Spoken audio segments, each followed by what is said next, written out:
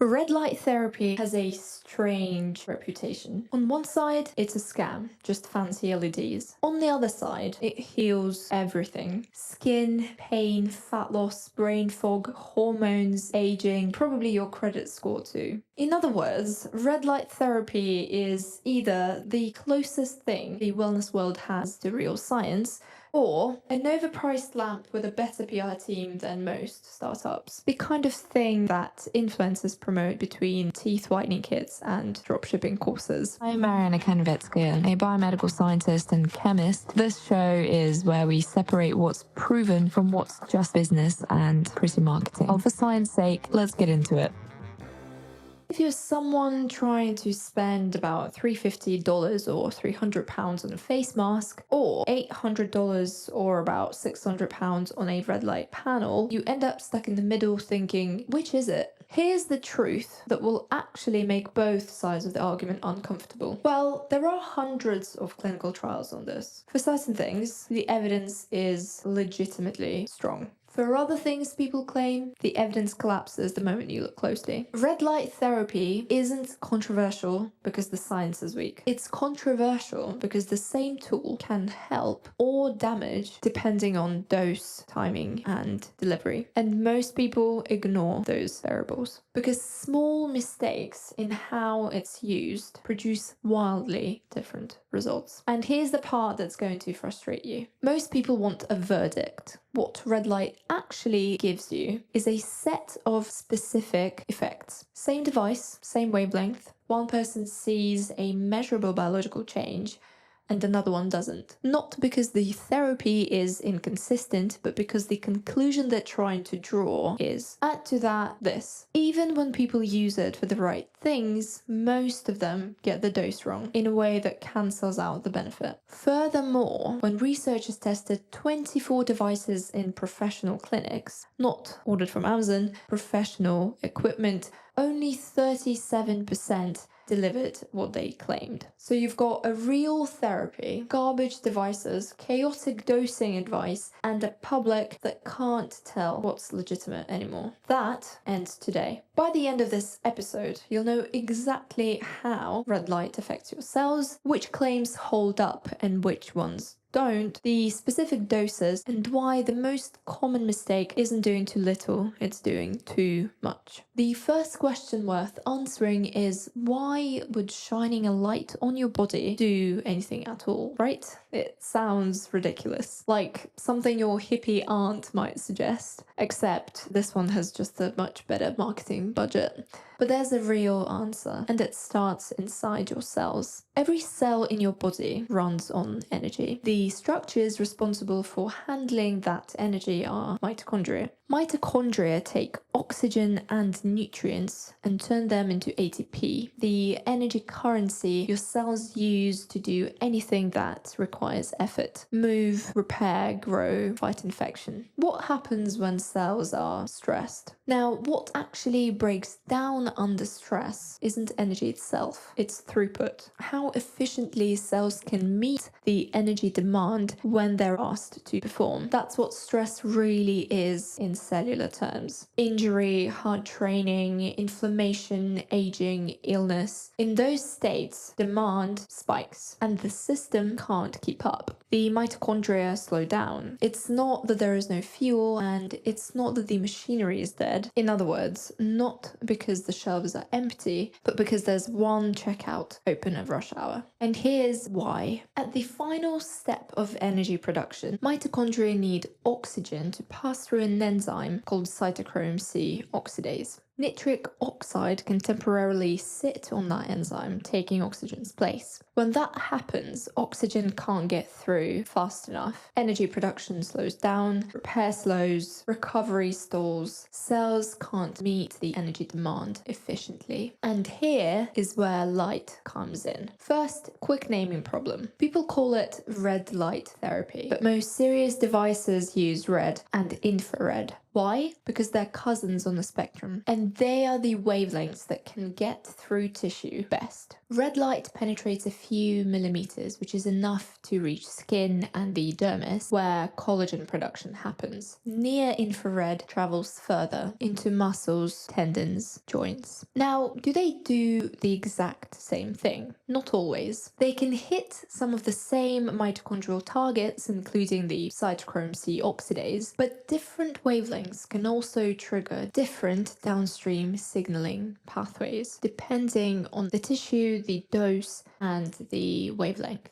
That said, here's the simple version. When nitric oxide sits on that oxygen-dependent step, the engine still runs, it just won't pick up the speed properly. You put your foot down and it takes its time. Nothing's broken, it just can't respond fast enough. Certain red and infrared wavelengths can help dislodge that nitric oxide away from that bottleneck, so oxygen can get through again and energy production runs smoothly. So the point isn't that light heals you, it's that in the right context, it can nudge the system back towards efficiency. So your body can do the repair work that it was already trying to do. And yes, you'll hear wild numbers online, like 50% more ATP. The honest version is effects vary a lot, which brings us to the real questions. Which conditions does this actually help? Which dose actually works? And whether the device you bought is even delivering the claims. And that's what we're going to untangle. Here's the mistake that keeps red light therapy trapped in endless debate. People ask, does red light therapy work? That's the wrong question. It's like asking, does exercise work? Work for what? Building muscle, losing fat, improving mood, running faster, living longer? Which of these is it? The answer changes completely depending on what you're measuring. Red light therapy is the same. It doesn't work or not work in general. It influences specific biological processes. Whether you see the outcome you care about depends on one thing. Is your outcome limited by a process that red light therapy can actually influence? Let me make this concrete. Say you have knee pain. That pain may involve inflammation in the joint, cartilage degeneration, weak muscles around the knee, oversensitive nerves, how your brain perceives and processes those pain signals. 5 different bottlenecks. Red light can help 1 or 2 of those, probably not all 5. So when a study says no significant effect on knee pain, what does that actually mean? It might mean that pain score didn't improve enough to pass a statistical threshold, but underneath, inflammation may have decreased, muscle function may have improved. The therapy worked on what it can work on. It just didn't fix everything that contributes to that pain. And that's the pattern you see across red light therapy research. Improvements in specific biological processes, not always aligned with the obvious changes in the final symptom people measure. So the right question isn't, does red light therapy work? The right question is the thing limiting this outcome one that red light therapy can influence? If the answer is yes, you can get a real measurable impact. If not, no amount of LEDs will save you. And once you understand that, the internet starts to make a lot more sense. And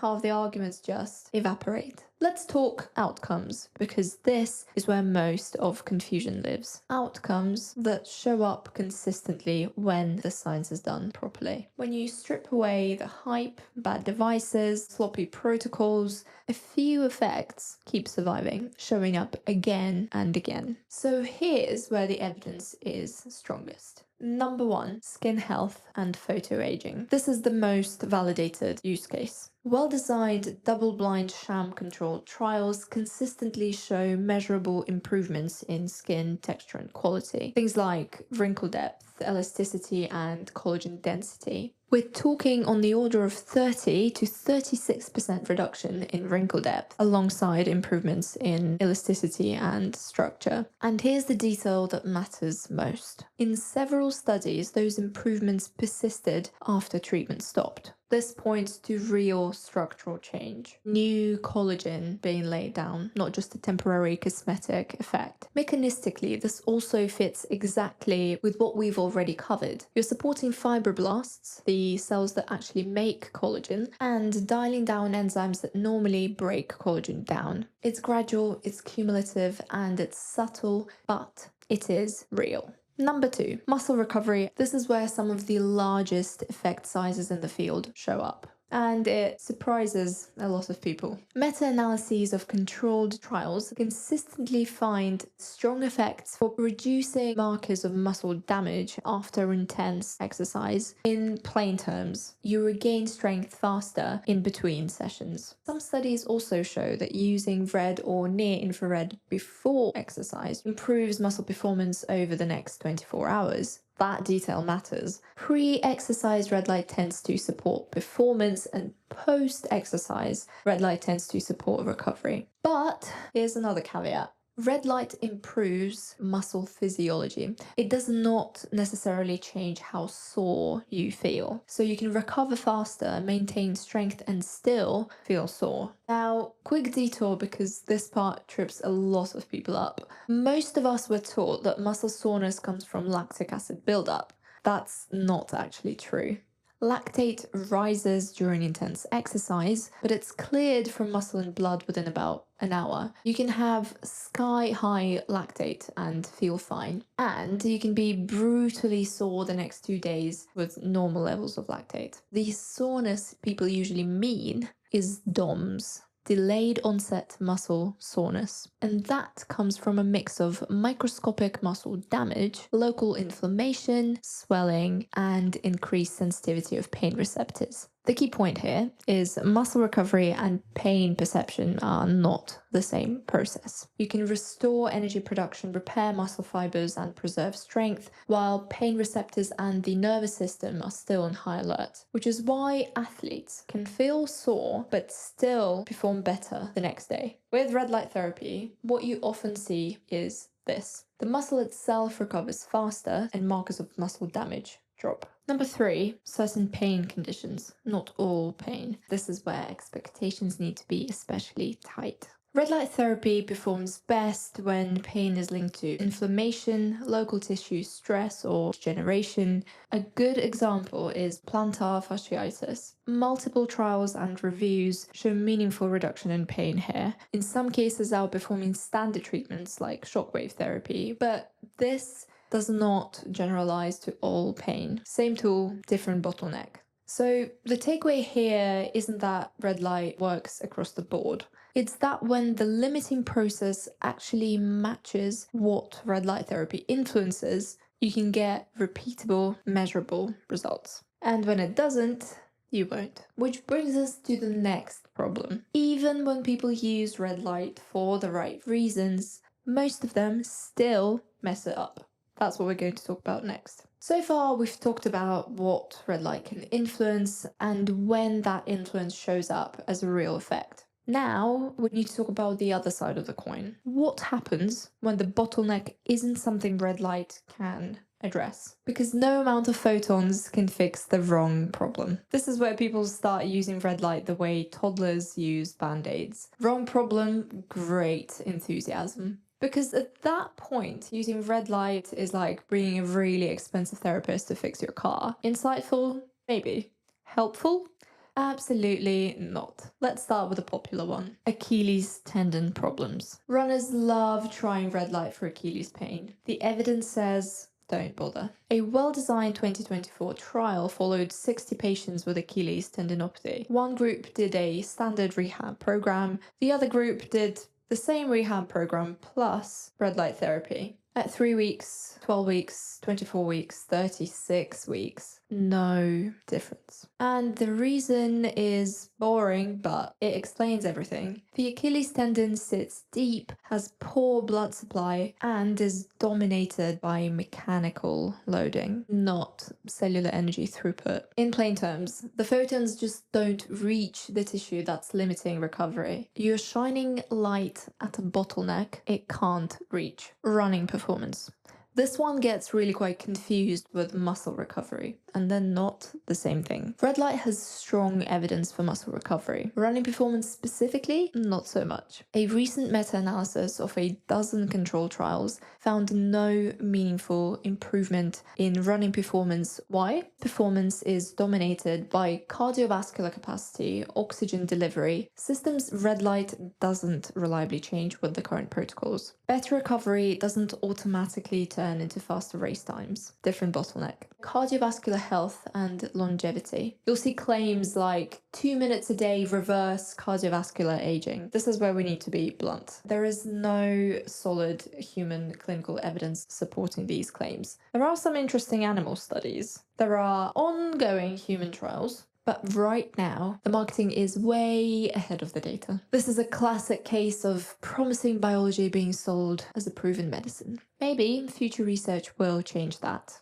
Currently, we're just not quite there yet. And zooming out for a second, a large umbrella review published in 2025 looked across multiple meta-analyses, covering thousands of participants. By the way, when I say meta-analysis, I mean studies that pull together results from dozens of trials and look at the pattern as a whole, not just one experiment. And an umbrella review is basically a review of reviews. It looks across multiple meta-analyses to see what actually holds up when you take a higher level view. It found no consistent benefit for conditions like rheumatoid arthritis, fractures, carpal tunnel syndrome, tinnitus, and yes, Achilles tendinopathy. Some ideas sound great, and then you test them. And this matters because even when people do pick the right target and the use case is sound, most of them still mess it up. Not by doing too little, but by doing too much. And that brings us to the next chapter. Up to this point, the red light therapy can sound deceptively simple. You shine light, cells respond, things get better. So people make a natural assumption. More light equals more benefit. That assumption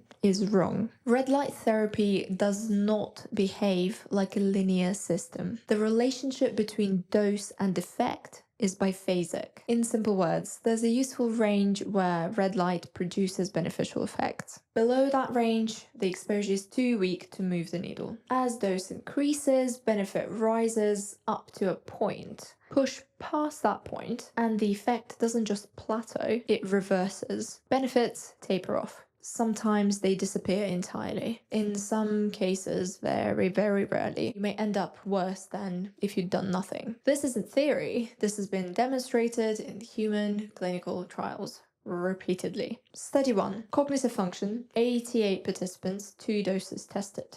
One was double the other. The lower dose worked better. Study 2. Athletic performance. 40 athletes, low, medium, and high doses compared. Medium was optimal, high dose produced worse outcomes than placebo. Study 3. Pain relief in children. 2 doses, one 4 times higher than the other. Lower dose, more effective. Study 4. Brain treatment. 3 doses tested. Low and medium helped. High dose was worse than both. The pattern is consistent across applications, populations, and research groups. More is not better, more can be worse. So the goal is not to maximize your exposure. The goal is to stay inside the range where your cells respond well. Here's the irony. The people most likely to fail with red light therapy aren't the skeptics. Skeptics don't buy the devices in the first place. The failures are enthusiasts. The ones who read that 10 minutes works, so they'll do 20. Or even, how about 30? Because more is better, right? People treat intensity like it's automatically therapeutic. They stack variables, applying the exact same logic. Sessions that are too long, devices that are too powerful, standing too close, and repeating sessions too frequently. So here's the question that should be forming in your mind. If dose matters this much, and it clearly does, how do you know what dose you're actually getting? And this is where things get uncomfortable, because most people have no idea. 2 people buy the same red light panel, same brand, same model, same price. Person A uses it for 10 minutes a day. After 2 months, they see real improvements in their skin. Person B uses it for 10 minutes a day. After 2 months, they see nothing. What happened? This is the core problem. Time is not dose. When someone says, I do 20 minutes of red light therapy, that tells you almost nothing about what's actually happening biologically. It's like saying, I drank coffee this morning. Great. 1 latte? Or 6 cups before noon and now you're vibrating through walls? The amount matters. And with red light, the amount isn't measured in minutes. Alright, if you've stayed with me this far, you deserve the part that everyone skips. This is where red light therapy stops being a wellness problem and becomes a numbers problem. I know, you didn't click on this episode to get attacked by units, but I promise we're doing the minimal math required to not get played. Okay, let's get the technical part out of the way. First, a quick recap just to make sure you've picked the right kind of light. Red light, roughly in the 630, 680 nanometer range, tends to do its best work close to the surface, so it's used a lot for skin. Near infrared, roughly around 810 to 850 nanometers in consumer devices, penetrates deeper, so it's more often used for muscle and joints. If your target is shallow, red. If your target is deeper, near infrared. Now, dose. The thing that actually determines whether this works is measured in joules per square centimeter. You may now get the hint, but when we talk about dose, we're not talking about how bright the device looks. And we're not talking about how long you stood there. We're talking about energy delivered per area of tissue. This is how dose is defined in science, regardless of what your device might or may not tell you. Dose comes from two things. First, irradiance. This is how hard the light is hitting every square centimeter of your skin at any given moment, measured in milliwatts per square centimeter. Think of it as the intensity or pressure of light. The second is time. And that's it. Dose is just those two multiplied together. If you can split a bill at dinner, you can do this. But, as you may have guessed, there is another caveat. Irradiance isn't a fixed number. It changes based on how powerful the device is and how far away you stand from it. So effectively, we've got this equation. Dose in joules per square centimeter equals irradiance in milliwatts per square centimeter times time and divided by 1,000 to get dose in joules to balance the units. Now, from what I've told you about irradiance just now, that same equation can be rewritten as dose in joules per square centimeter equals power in watts over area in square centimeters and times time. So a quick example, your panel delivers 50 milliwatts per square centimeter at the distance you stand. You use it for 10 minutes, that's 600 seconds. 50 by 600 is 30,000 divided by 1,000.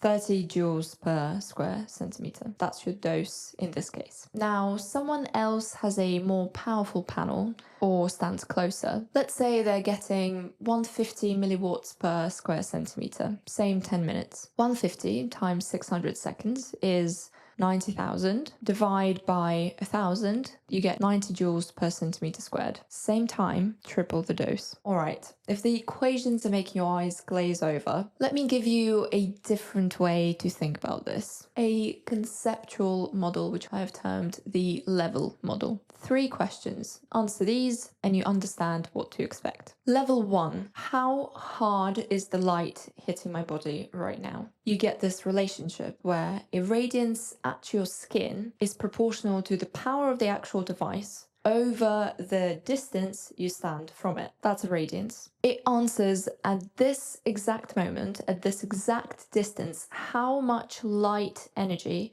is landing on each square centimeter of my skin. If you know your device's power and you know how far away from the device you're standing, you can figure this out. Higher irradiance, more intense exposure per second. Level 2, how much light energy have I exposed myself to?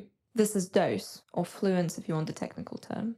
So we get this relationship. Dose is irradiance at skin over time. It answers over the entire session how much energy accumulated over this area of tissue. A quick blast up close might deliver the same amount of energy as a longer session from far away. Level 3. Did that light actually reach the tissue I'm trying to target? This is penetration. And the relationship you get here is that of effect. So effect depends on the dose of light energy you get and the depth of target tissue, because that light has to reach it. and that penetration depends on wavelength, which is that red and or near infrared. The dose you calculated, that's the dose at your skin surface. But what if your target is deeper, say a muscle or a joint, your brain? Light doesn't travel through tissue like a clean beam. It scatters, it gets absorbed. The deeper the target, the less light actually arrives. Red light penetrates about 0.5 to 1 millimeter, enough for skin and the dermis. Near infrared goes beyond that, better for muscles and tendons. The deepest penetrating wavelengths, like 1064 nanometers in some studies, can reach up to 4 centimeters, which is why they've been tried and used for brain applications. Just remember that only 1 to 3% of surface light reaches deep tissues. So if you're trying to treat a knee joint that needs 6 joules per square centimeter at the tissue level, you might need to deliver 20 to 40 joules per square centimeter at the skin surface just to let enough photons through. Finally, bringing it all in. Effect depends on how powerful the device is, how long you use it for, how far you stand from it, and whether the light reaches the target depth. Device, distance, that determines irradiance at the skin, level 1. Irradiance and time determine the surface dose, level 2. If you subtract from the surface dose the light you lost from trying to reach tissue deep inside, you get that tissue dose, level 3. The tissue dose is what matters biologically. Before we move on, here are the dose ranges that consistently show up in positive clinical trials, so you have a target to aim for. For skin and surface wounds, 2 to 10 joules per square centimeter at the skin surface. For muscles, joints, and deep tissue, between 10 and 50 joules per centimeter squared at the skin surface. Remember that only 1 to 3% actually reaches the target. For cognitive or brain, to 20 joules per square centimeter. Here you actually need lower effective dose due to high mitochondrial density. Phew. So let's turn this into something you can actually use. The 4-rule protocol. I'm giving you 4 rules. If you follow these, you'll beat 95% of the internet.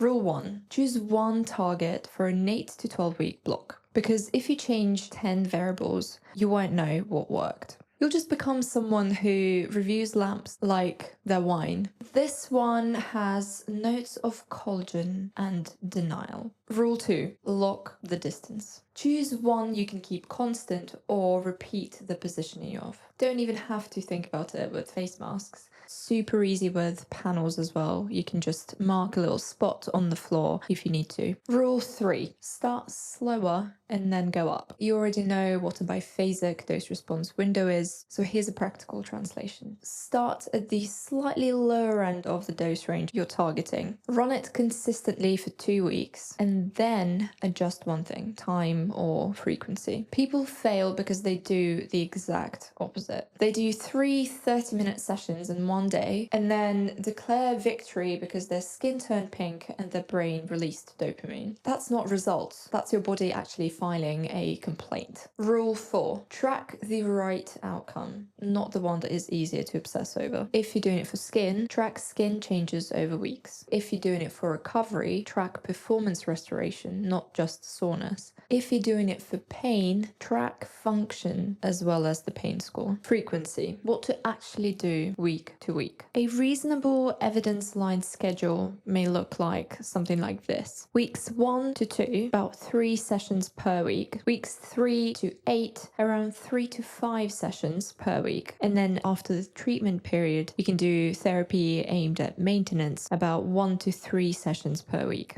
Remember, the internet loves how I changed immediately. The biology loves what changed over time. This is finally where the episode becomes useful to share. Because even if you run a perfect protocol, most people are still using devices that may not be delivering what they think. Let's talk about why your device probably can't be trusted. A study looked at red light devices used in professional clinics, not consumer junk, equipment that practitioners paid real money for, equipment they use on patients. Of 24 devices tested, nearly 2/3 of them failed to meet their own specifications. Let that land for a second. These aren't bedroom LEDs from eBay. These are clinic-grade devices. One device was off by 98%. At that point, you may as well say you do believe in magic crystals. What about consumer devices? A pilot study evaluated 5 commercial home use LED devices, not the cheapest ones, real products that people actually buy. 2 out of 5 showed approximately 50% reduction in power within the first 3 minutes of use. Think about what that means. You turn on your panel, it starts at full power. You set a timer for 10 minutes. You stand there doing everything right. But 3 minutes in, before you're even halfway through, the device is running at half strength. I mean, I don't even have to explain this to you at this point. You know the drill, and you know a device like this does not do one justice. Even when you understand all of this perfectly, the dose math, the penetration losses, the effective ranges, the device you bought might be lying to you. Right. You might be thinking, well, no device is perfect. There are measurement inaccuracies everywhere. So what? It's true of any consumer device. Whoop, Aura, sleep trackers, they're all a bit off. And you'd be right. But here's why it matters more for red light therapy. With a fitness tracker, if your heart rate variability, say, is off by 15%, that's annoying. The data is wrong, but you still exercised. You still slept. The intervention happened. With red light therapy, the dose is the intervention. If your device delivers 50% less than claimed, you might not even reach that optimal dose at all. Either way, you're not getting the therapy you think you're getting. And that's the problem. Let's highlight some red light therapy red flags. No irradiance specification at all. Budget devices often list wavelengths but skip the power output entirely. Some devices bury vague claims like high power or clinical grade without numbers to back them up. That's straight up marketing, not a specification. Irradiance without a distance. Better devices do list irradiance, but watch whether they tell you at what distance that measurement was taken. Light intensity drops rapidly with distance. The more transparent manufacturers do show irradiance, and some in the premium category even show it at different distances from the device. That tells you what you'll actually receive at realistic treatment distances. Only one measurement stated or non-stated at all. This is obviously a bit of a more premium feature, but if a manufacturer doesn't tell you how they measured their irradiance, assume it's the most flattering method available. And if they claim significantly higher numbers than competitors at the same price point, ask yourself, why? One UK manufacturer was transparent enough to publish both. Their panel measured over 120 milliwatts per square centimeter with a solar meter, but only 55 milliwatts per square centimeter with a spectrometer, less than half. They explicitly noted the spectrometer reading should be used for dosing, while the solar meter number was for competitor comparison purposes only. Missing wavelength specifications. The therapeutic wavelengths are well established, you know them. Red around 630 to 680 nanometers, infrared around 810 to 850 nanometers. If a device just says red and infrared without any specific numbers, that's a problem. Some cheap devices emit light in the range of 700 to 770 nanometers, which research suggests has no significant biological activity. You'd be paying for photons that don't do anything. Look for wavelength specifications within a reasonable tolerance. Say something like 660 nanometers, give or take, extra 10 nanometers there. This indicates a manufacturer actually tested their LEDs. A note on price. You don't necessarily need to spend 500 quid or $800 to get a functional device, but the pattern is clear. Under 100 quid, often missing specifications, irradiance may not be listed, quality is highly variable. It may work, it may not. In the range of 150 to 400 quid or $200, $500, better transparency. Most reputable brands in this range provide wavelength and irradiance specifications. This is also where you start seeing third-party testing. 400 plus premium devices with detailed specifications, multiple wavelength options, irradiance at multiple distances, and better brand quality. Diminishing returns do kick in at some point, but these tend to be the most reliable.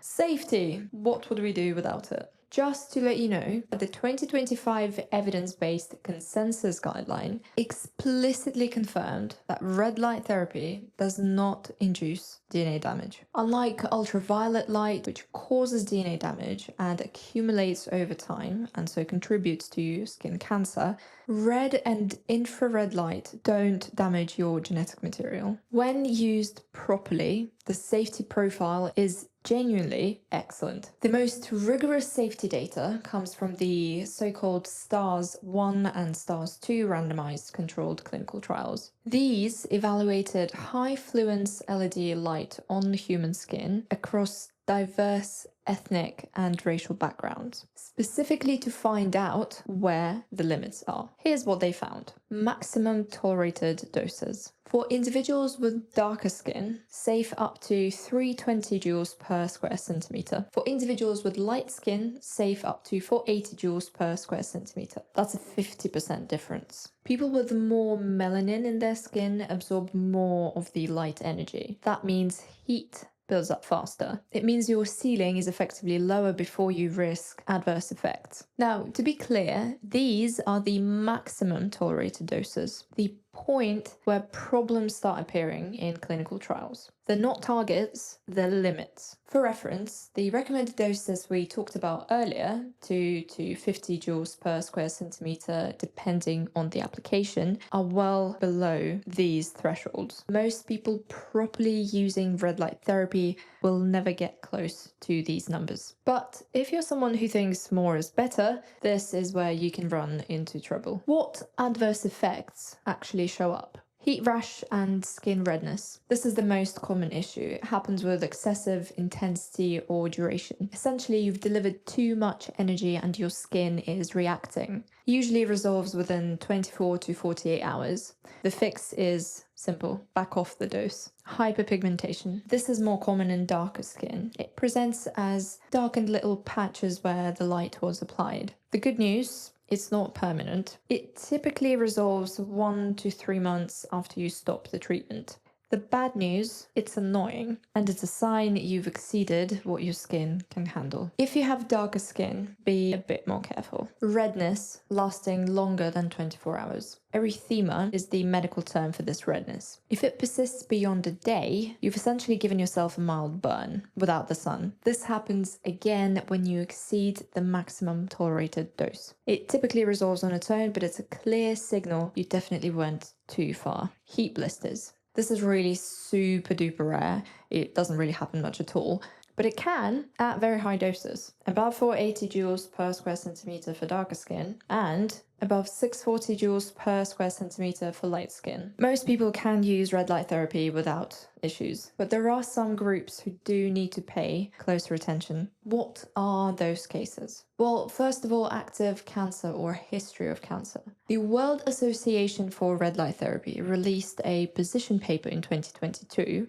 concluding that red light therapy is safe for cancer-bearing patients in general. It doesn't promote tumor growth. However, and this is important, they do not recommend direct treatment over tumor sites. If you have cancer or a history of cancer, get explicit approval from your oncologist before using red light therapy. Second, direct eye exposure. Don't stare into high-intensity red and/or near-infrared LEDs. This sounds obvious, but it's worth stating explicitly. Near-infrared in particular is invisible. You can't see the light, which makes it easy to forget you're being exposed. 3. Photosensitivity conditions and medications. Some conditions, like lupus, make skin more reactive to light. Some medications do the same. Certain antibiotics, acne treatments, and various other drugs come with warnings about sun exposure. Those warnings apply to red light therapy too. If you're on anything that mentions photosensitivity, check with your doctor before starting red light therapy. 4. Pregnancy. There's no evidence that red light therapy harms pregnancy. There's also not enough data to confidently say it's safe, particularly for direct application over the abdomen. Most guidelines recommend avoiding it during pregnancy, especially in the first trimester. When in doubt, wait. 5. Hypothyroidism. Some practitioners advise against direct application over the thyroid gland for people with overactive thyroid conditions. The concern is that red light may stimulate thyroid activity,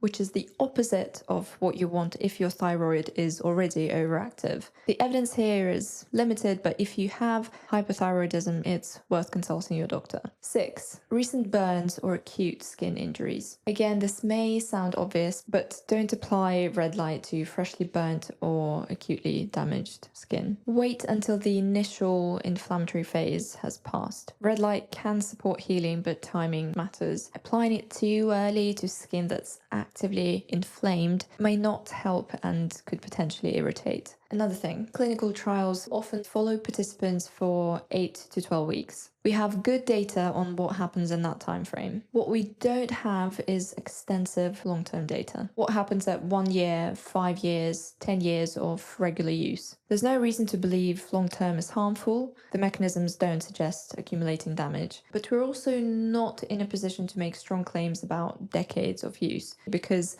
the research simply hasn't run that long. What to do about it? Look for devices with third-party testing, not just manufacturer claims. Check that power is specified at realistic distances. Be skeptical of devices that claim high power at long distances. Physics has its limits. If you're not seeing results, your device might be lying to you. Red light therapy has an excellent safety profile when used correctly. Dedicated safety trials established that you can go up to 320 joules per square centimeter in darker skin tones and up to 480 joules per square centimeter in lighter skin tones before problems start to appear. Large safety margin, so a massive therapeutic window. Red and near infrared cannot damage your DNA. They don't have enough photon energy. This is fundamentally different from UV. You're not increasing cancer risk. Normal side effects might include occasional temporary redness, sometimes temporary darkening in some areas of skin and some skin tones that fades within weeks. Nothing serious.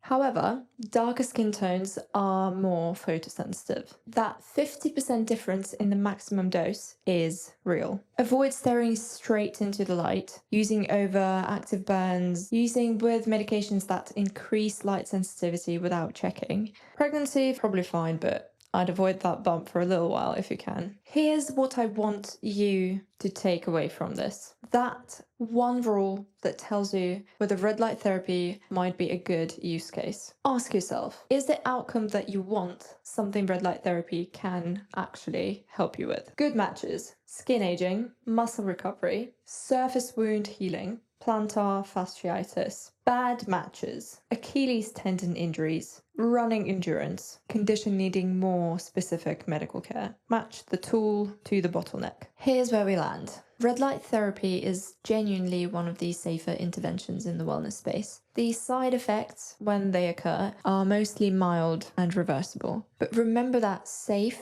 doesn't mean impossible to misuse. If you stay within the evidence-based dose ranges, use your device as directed, and pay attention to how your skin responds, you're unlikely to have any problems. If you ignore all that and treat your red light panel as a tanning bed from 1980s, well, don't be surprised when your skin isn't happy. Red light therapy isn't a scam, but it's also not magic.